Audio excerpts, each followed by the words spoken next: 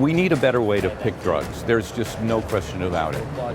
That's not only true today, but tomorrow and the day after tomorrow, as more and more drugs are developed, this problem of how to sort through this and pick the best regimen for a patient is going to get more and more difficult.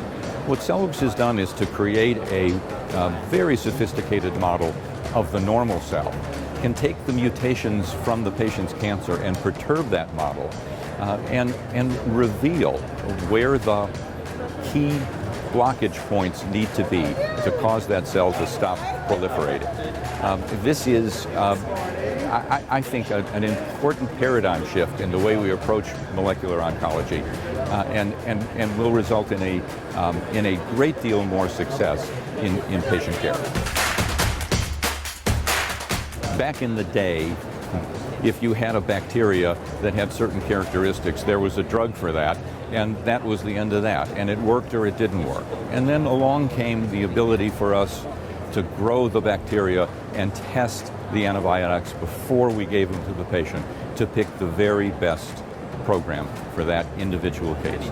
No one would treat an infection today, or a serious infection, without doing that.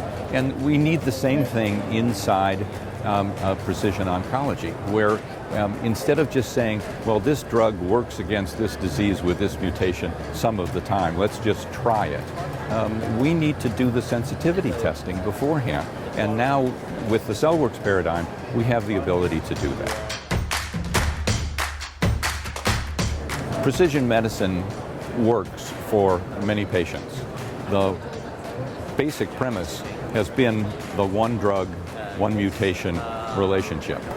But the reality is that works for a minority of patients, and there are a lot of reasons for this, but one of them is the cell has many more pathways and can often escape the control, even though the one drug is working against the one mutation.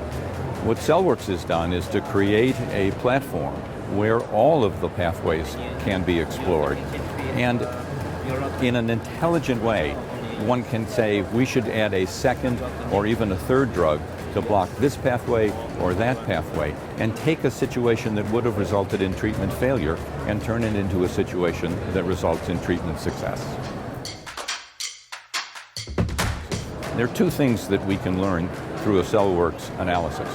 One is to say this drug will not work. On the other hand, we can find the right combination of drugs, and the costs are high.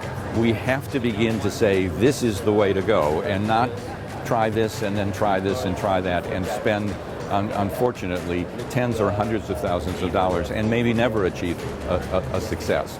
So the economics are there, the compelling reason for patient care is there, the reduction of unnecessary side effects is there.